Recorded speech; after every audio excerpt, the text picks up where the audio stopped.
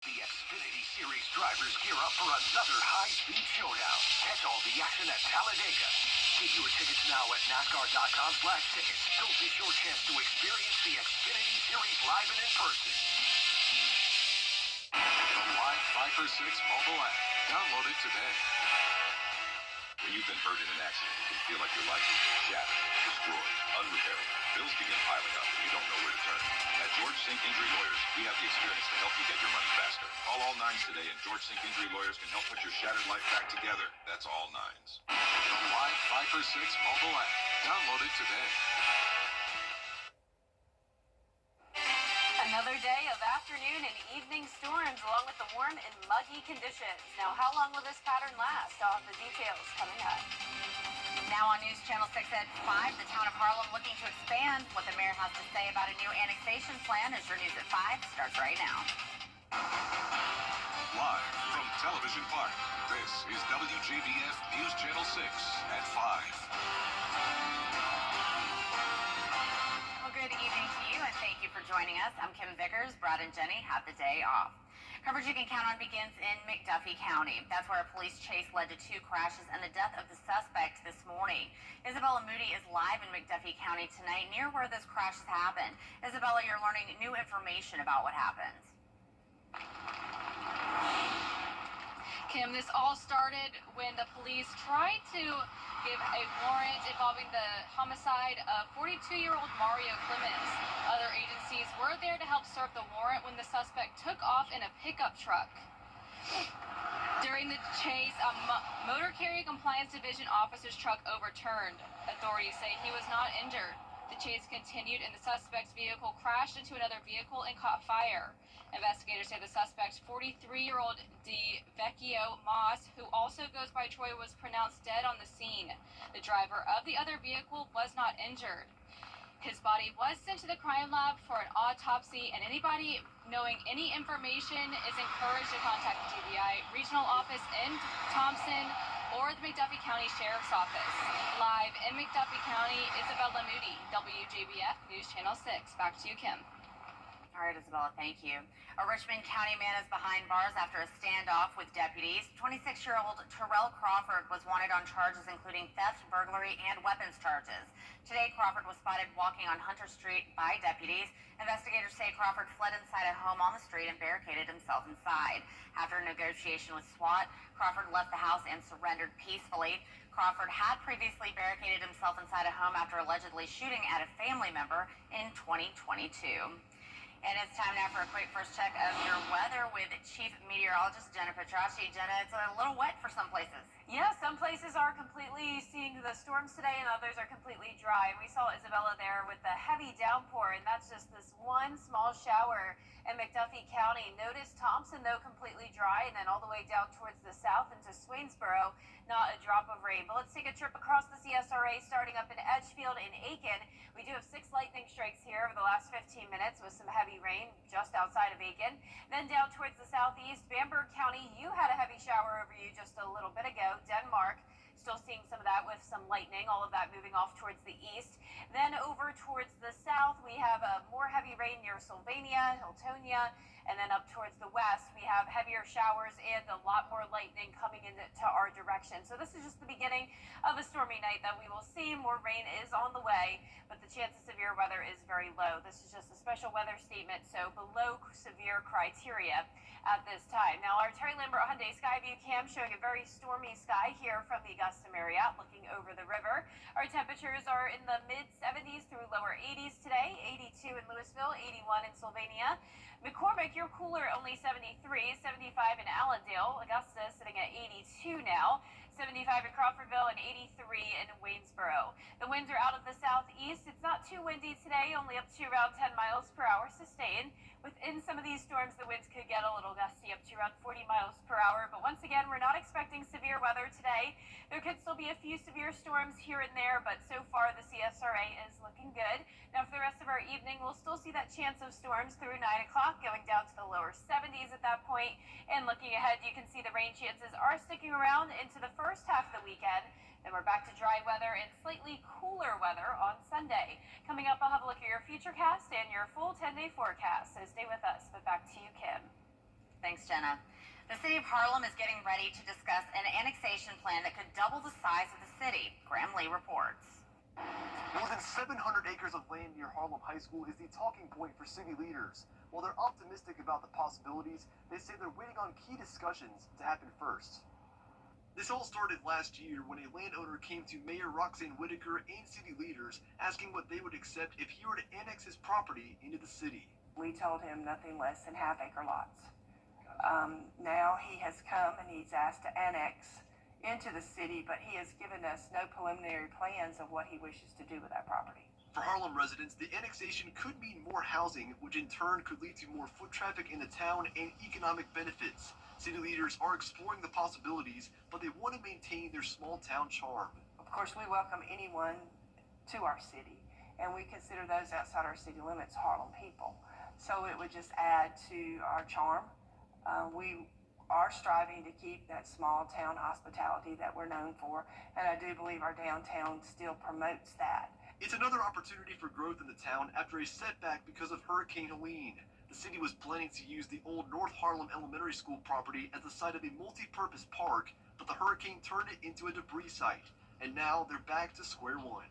We are hoping to be finishing that up soon, and our engineer says he is almost ready to start work when they give him the all clear.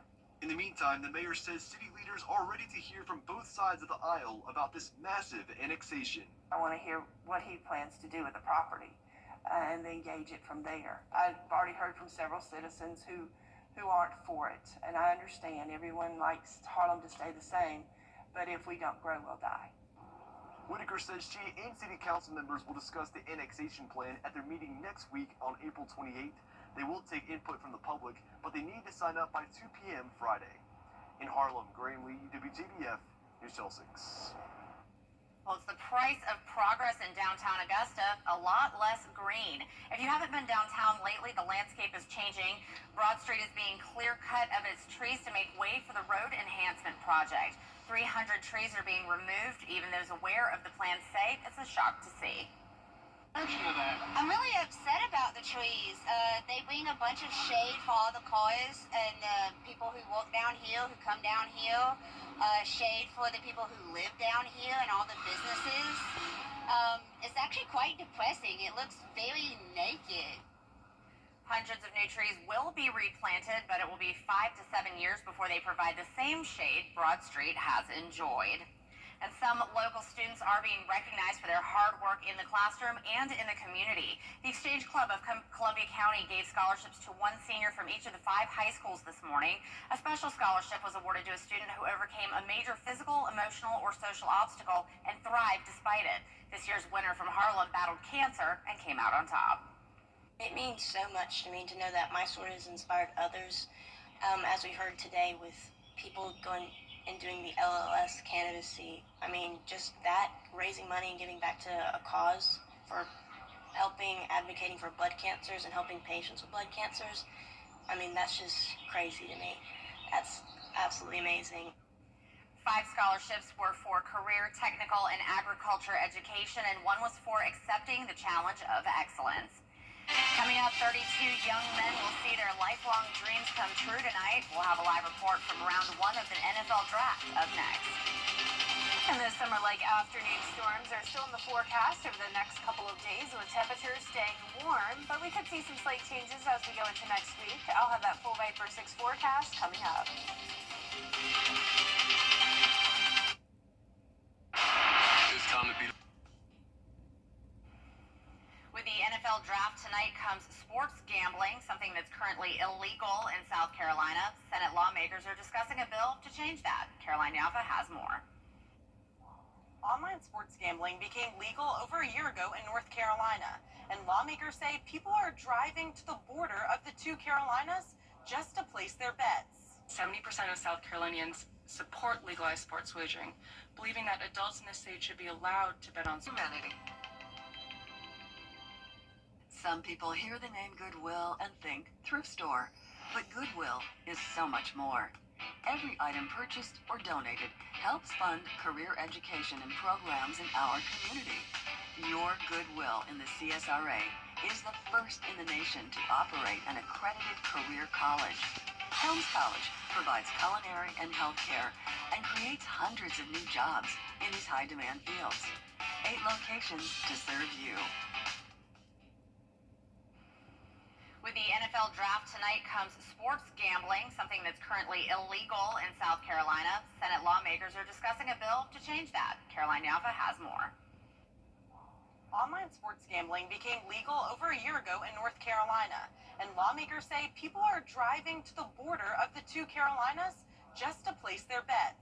70% of South Carolinians support legalized sports wagering, believing that adults in the state should be allowed to bet on sports as a form of entertainment. The Bipartisan Sports Wagering Act would allow anyone 18 or older to place sports bets online in South Carolina. Michelle McGregor from the Sports Betting Alliance says people in South Carolina illegally bet all the time, and the state is missing out on tax revenue.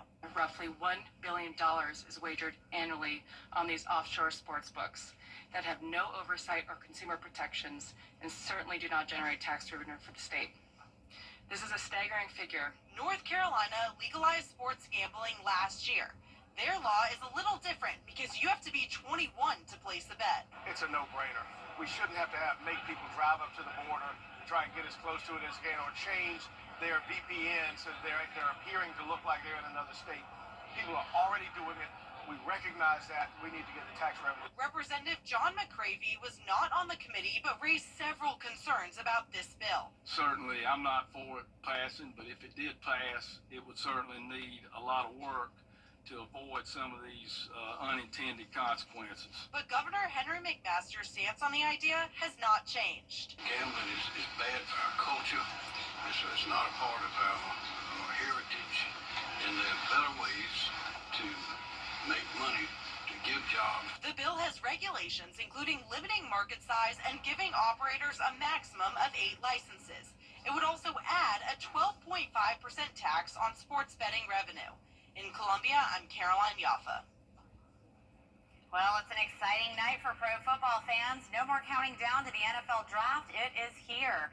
The first of 3 days from Green Bay, Wisconsin begins tonight. And on Thursday, it's all about that first round. So, why Green Bay for the draft?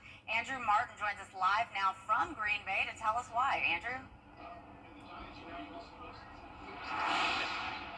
So, Kim, the draft is in Green Bay. The Atlanta Falcons are in Green Bay. The Georgia Bulldogs are going to be in Green Bay. They are here, obviously, as well, too. So it's exciting for people across the board, whether you're in the NFL or in college. But Green Bay specifically, having this draft, it took a few years, right? I mean, the Green Bay Packers, they've got a ton of success. And that was really their convincing point when they said to the NFL, when the league decided in 2015 that it was going to move the draft on the road, hey, we're an NFL city. We've won championships, NFL World Championships, Super Bowls. We want to have an opportunity to host the draft in our city. And did it take some convincing? Absolutely it did. The city has a population of 107,000 people, and when you triple that population over the next few days, do you have enough hotel space for one? That's a big concern for the league. Well, I can tell you the passion of Green Bay Packers fans is unmatched across the league. The entire city, really the entire state, shuts down when the Packers are playing, whether it's on a Thursday or a Sunday or a Monday or sometimes Saturdays in December. But for an event like this, they literally pulled out all the stops. They're so excited to have this draft here. I think going forward, I think we'll see. That'll be kind of a legacy is, what this draft meant to the community. I think people will look at it and think, Green Bay's not a bad place. Might want to live or work there. And, vacation, it's, I think a lot of people don't realize how special Wisconsin really is. So, Kim, that's Mark Murphy. He's the president and CEO of the Green Bay Packers, actually the outgoing president and CEO. He's 67 years old. There's a mandatory retirement age of 70, so he only has a few more years in his role. Do want to point out that this is the first time the NFL draft is being held in Green Bay. We talked a little bit about this earlier. It's the second time in the state of Wisconsin that the draft is here. One time in Milwaukee in 1940. And those fans, you saw that GoPro video from our dashboard as we were driving to the stadium. They're literally a block away. That's how close the fans are to Lambeau Field. They are charging $100 to $175 per car to park on somebody's lawn for the next few days. And they're making money because fans are literally lining up to park their cars. Kim, back to you. All right, Andrew, thanks. Still ahead, a local man battling kidney cancer. What he says his biggest challenges are after the forecast. Weather headlines on WJBF News Channel 6. Brought to you by Hickson Roofing. If your roof needs fixing, call Mr. Hickson. When it matters most, George Sink Injury Lawyers delivers results. I was rear-ended by a drunk driver. They got me $1.5 million.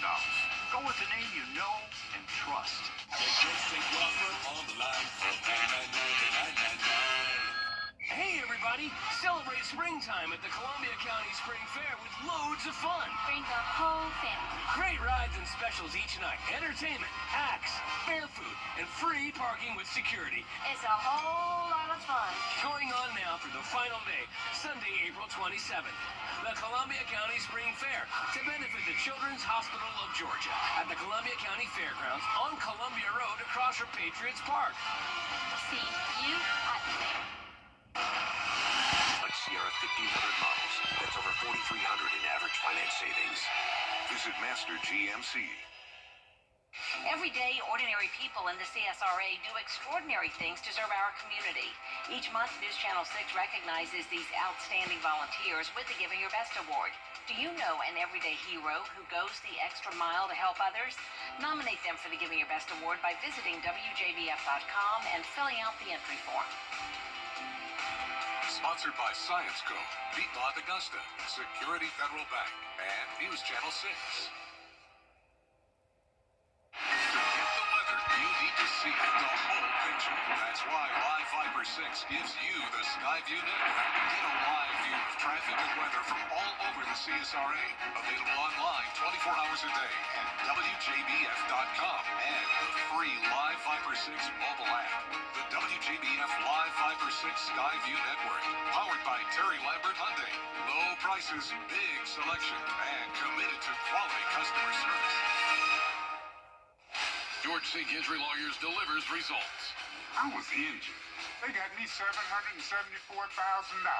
Go with the name you know and trust. George Sink Law Firm on the line for 999. Now, your most accurate forecast with WJBF Live Fiber 6. Welcome back. Very spotty activity once again today. We did have an aerial flood advisory for Saluda County that expired at 5 p.m. and noticed downtown Saluda picking up around 2 inches of rain over a short period of time, while places like Waynesboro and Barnwell, 0 inches still. Some higher amounts in our northwestern counties and down in Emmanuel as well. And there is more rain to come, so I know a lot of us could desperately use the rain. It has been so dry lately, but unfortunately this rain does come with some thunderstorms. Today I'm not really expecting severe weather, but some of these storms are pretty strong. We have some lightning here in Aiken County on the eastern side near Wagner. Heavy downpours outside of town. Then down towards Bamberg County, there's Denmark, and then up towards Norway we have some heavier rain and lightning. Then down towards Screven County and Allendale, notice this heavy downpour just to the south of Allendale, and some light rain over Hilltonia and Sylvania. And then up towards McDuffie County, this is the shower we were seeing Isabella in earlier. Unfortunately, this one is getting stronger with a couple lightning strikes and some torrential rain there just to the east of the lake. Now, the Live Viper 6 radar also is showing some strong storm activity out to the west of our viewing area. This is around Covington along I-20 headed towards Madison. So this is an area that we'll have to watch very closely as there will be more storms moving off towards the east. Now, our Terry Lambert Hyundai Skyview cam showing very cloudy skies here in Aiken, sitting at 82 degrees. We have a south wind of 6 miles per hour, dew points in the upper 50s. And around the CSRA, you can tell where it's rained based off the temperatures. Only 72 in McCormick, 71 in Saluda. Aiken, you're at 68, but we do still have some 80s today. 82 in Louisville, 81 in Swainsboro, and 83 in Waynesboro. So notice out towards the west of us, we have a lot more storms, and then this cold front is just to the south of us. That's the reason for the rain today. Now, for tomorrow, we're going to see those rain chances sticking around throughout the evening. Now, it's not expected to be as widespread, but still those hit or miss storms. So you'll want the rain gear with you on Friday for any outdoor plans, and again on Saturday. The Augusta Air Shows this weekend, 85 on Saturday, a warm and muggy day with those afternoon and evening storms. And then on Sunday, we are drying out other than maybe a stray shower. So a 30% chance of rain Friday and Saturday. Then we're going to be pretty much dry as we head into next week. Then those rain chances pick up. throughout this time next week. So our futurecast tonight at 6 o'clock, still showing some areas of rain, but by the time we get to around 9, 10 o'clock tonight, it will be more widespread. But at this point, it's really just looking like a messy rain, maybe a couple lightning strikes in there, but not seeing any severe potential. Now on Friday morning, you may run into a few stray showers when you're headed out the door, but mostly dry and also mostly cloudy. This is the lunch hour on Friday. You can tell we're not seeing as significant amount of storms developing as what we've had today and yesterday. And then same thing on Saturday, a pretty much dry start to the day, but then in the afternoon, a few of the storms develop, but once again, just around the 30% chance. So the rainfall totals now through Saturday showing higher amounts north of I-20, some pockets of around 2 to 3 inches, while other places still really don't get much rain at all. Now those high temperatures are going to go up to 85 on Saturday, down to 80 on Sunday, and then we get close to the 90-degree mark by this time next week. So we are expecting above average temperatures to carry us into the month of May. And you can definitely tell it's above average when it comes to those lows as well. Typically we're in the low 50s, but we've been in the low 60s all week long. Highs tomorrow will still be in those low to mid 80s. And that 10-day forecast is showing the 30% chance of rain over the next 2 days, partly cloudy and mostly dry. Other than that slight stray shower chance Sunday into Wednesday of next week. Then the rain chances pick back up next Thursday with temperatures staying warm pretty much every day. I know a lot of gardens that are going to be happy for that rain. Yes, we need it. All right, Jenna, thank you. Well, the average age for someone diagnosed with kidney cancer in the U.S. is 65, but one local man's decades-long battle with cancer began before he was even 10 years old. Casey Rivers was diagnosed with renal clear cell carcinoma at the age of 9. Since, he's had a liver transplant and a kidney removal. The biggest challenge for Rivers, he says, it's not just the physical effects of his chemotherapy treatment, but the financial.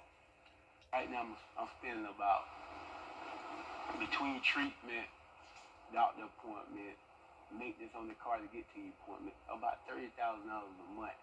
Now, my insurance is covering the treatment and most of the appointments, but that's because I get up and go to work.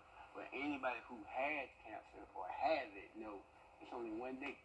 One bad day, and you. Fundraising events will be held this weekend for Rivers, and a GoFundMe link to donate can be found on our website at WJBF.com. Up next, a possible pardon for music star Jelly Roll, why law enforcement in Tennessee is supporting the decision after the break. Ready? It's happening. TV's #1 entertainment talk show has 15 Emmys. It's actually 16. Respectfully. Come on live to make your morning shine. Weekday mornings at 9 on News Channel 6.